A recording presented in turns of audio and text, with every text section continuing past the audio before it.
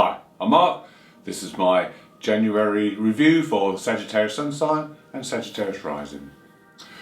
We start the month with Mercury making a couple of aspects. On the 1st, Mercury makes an aspect to Neptune.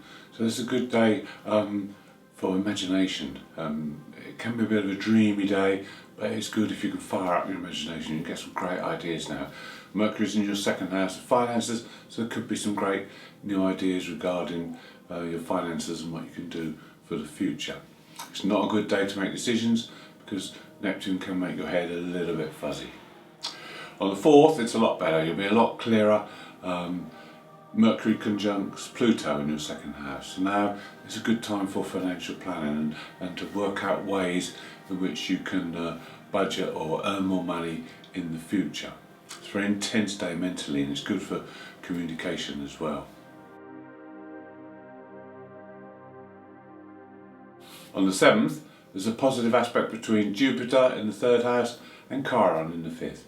Now, these two work well together, and they both represent teaching and wisdom. Now's the time you may be teaching other people some of your valuable experiences, or maybe you're learning things to gain more knowledge and experience that will make your world a better place. Also on the 7th, Mars moves into the 6th house. Now this brings you energy in your daily routines. This means you'll have more energy to exercise. You'll be able to get on with your work a lot better during the day. Then on the 8th, there's an aspect between the Sun and Neptune, so you'll feel very compassionate. You'll be willing to help other people. There's also a Venus aspect on the same day, so you'll be very tolerant of other people, and you'll be willing to help them to align themselves with their objectives. On the 9th, Mercury moves into Aquarius and your 3rd house. Now this is good because Mercury rules the 3rd house. This will improve communication. This will quicken your mind. Unfortunately on the 9th he also runs into Saturn, so that could be a bit of a low day. Saturn can produce negative thinking and you won't see the good around you. But that won't last for long because on the 11th Mercury taps into Jupiter, and the Jupiter-Chiron aspect we were talking about, and this aspect lasts for 10 days. So Mercury will add enthusiasm, will add communication, and will add a desire to learn.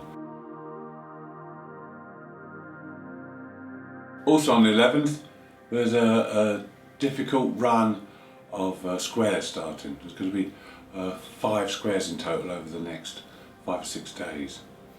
This is going to make it challenging. Squares are challenging aspects. The first one is Mars, who's in your 6th now, aspecting Saturn. This is a difficult square because frustrations can happen here. There'll be a lot of delays and hold-ups with things with Saturn. It's almost like you're trying to push forward, but you'll take 1 step forward and 2 steps back. It's a frustrating time, so try to not to get angry, try to work around things, try and find another way around things, rather than just banging up against a brick wall. There's always another way to do things, and this will pass after a few days.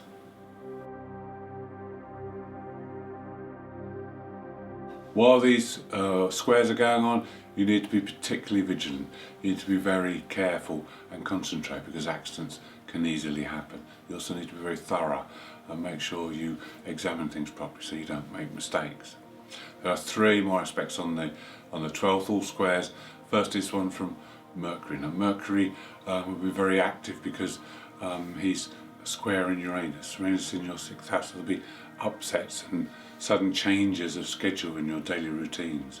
Mercury will be very hyperactive mentally and very changeable, so you can't really rely on your thoughts, and communications will be very difficult as well. The 2 other squares on that day are not quite as difficult. They're more to do with relationships because you have a major square from Neptune to the North Node, and the North Node is in your 7th house of relationships. We also have Venus making an aspect to Chiron. So we will see with these 2 working together that there's an opportunity to get along with relationships, an opportunity to forge ahead and to see where you can make changes. Neptune will dissolve things that are around you and around relationships. You'll be able to see things a lot more clearer. You'll be able to understand people. You'll be able to see where they're coming from, and you'll be able to make subtle changes so that you can get the best out of your relationships.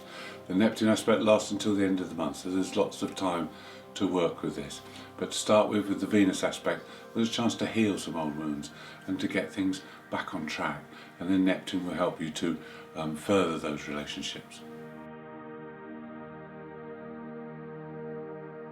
On the 13th, there's a new moon. This new moon's in your second house of finances. So this is a good day to set out new plans.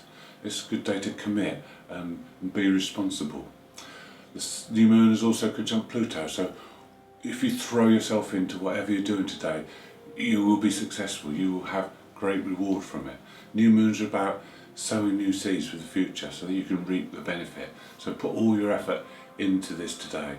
Set new goals that are attainable, not unrealistic. Venus is also making an aspect that day to Uranus, so it's a good day to try new things, try new ways of working or making money. And also expect the unexpected. Try exciting things. You never know what could come out of it. On the 14th, we have an aspect between Jupiter and Uranus, and this is one of the hardest aspects to predict because it could go either way, really. Right, we have Uranus in your 6th house, and this is your daily routines, your daily work, your daily schedules, and this is where the disruption may come about.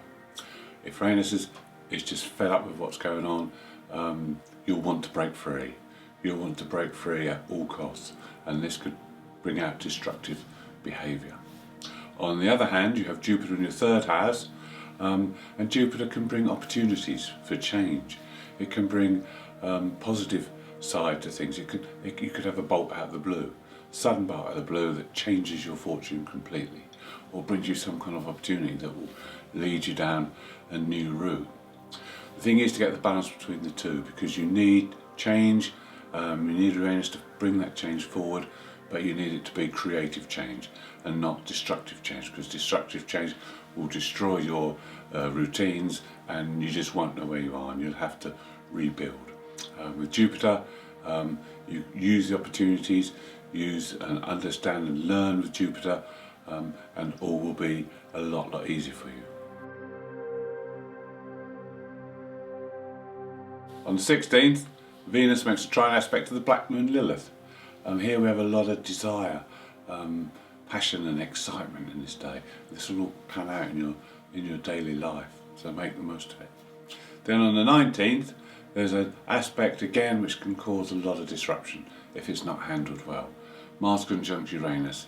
Uranus has taken a bit of a beating this month because there's a lot of hard aspects to it. And with Mars, this again can be very explosive, so you need to be careful. If you're working with tools or driving, just make sure you pay attention because things can suddenly explode. The best way to channel this energy is to start a new project. This is in your 6th house, so this is a good opportunity to start a new project at work or start a new project at home, maybe diet or exercise, and put your effort into that. That's a positive way to channel this energy. Otherwise it can be very disruptive, it can be very rebellious, and it can get you in hot water. On the 20th, we have another aspect. This time it's Jupiter to Mars. This is a more successful aspect, so this can help to negate some of the negativity in the Mars-Uranus aspect. If you are starting a project, then Jupiter will allow this to grow and expand very quickly. This can be a successful period. It can be like you've got the Midas touch, everything you touch turns to gold and works out well. You just have to be very mindful and very careful. Think of the bigger picture now. Get in touch with the universe, listen to your inner voice that will guide you in the right direction now. And it could be a very successful time. On the 23rd, the Sun, who's now moved into Aquarius in your 3rd house, conjunct Saturn. Now, this is a good time to get things organised. This is a time to get things right in your head, because mentally you'll be very focused today. you'll be able to set things out, you'll be able to see things as they are and do very detailed work. It's not so good for seeing the bigger picture, but you can knuckle down and do all those things that are outstanding, all that paperwork that needs to be done, all those little jobs that need finishing off. If you attend to your responsibilities and duties today, you will reap the benefit in the future.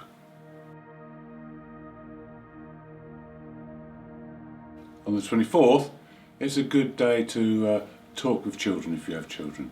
It's a good day to discuss things with them and see if they've got any things that they're not quite happy with and that you can help them with. It's also a good day for healing any wounds with past relationships. Then on the 26th, we have another one of those unexpected days where things can happen out of the blue. The Sun makes an aspect to Uranus this time. Uranus has taken a lot of aspects this month. So this time expect the unexpected. It could be delays or breakdowns or hold-ups. So just be mindful that your schedules will not go according to plan, and just stay flexible so that you don't get too stressed.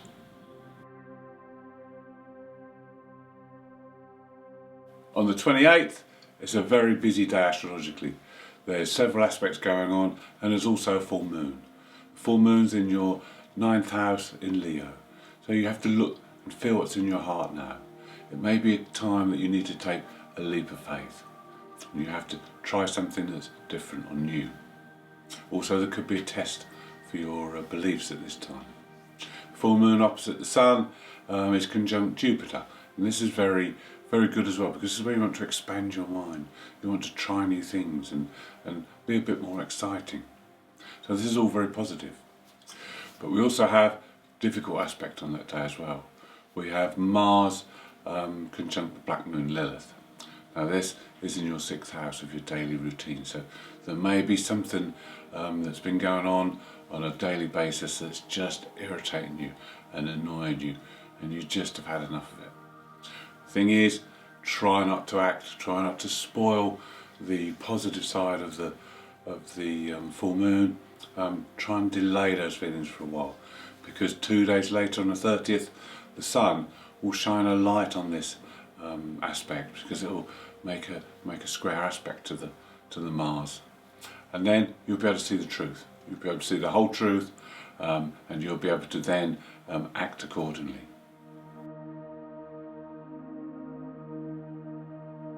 The other two aspects on the 28th also fit in very well with the full moon. Venus conjuncts Pluto in the 2nd house. This is your financial area, so it's a good time to put passion and desire into your financial state and make changes, transform things so that you can be a lot better off in the future. The other aspect is also positive, is Saturn making a sextile aspect to Chiron. Chiron's in your 5th house of creativity. Saturn's in the 3rd house of the mind, so you can use the orderliness and the organisation of the mind now to tap into the creativity and the wisdom of Chiron, and you can transform things in another way there, on a different level, on a creative level. Also, this could bring up a few issues around blockages. There could be a fear or an authority figure that there's a past relationship with, where this needs to be overcome. It could be it's a father figure, or it could be that there is an authority figure and you need to overcome this to release the creativity.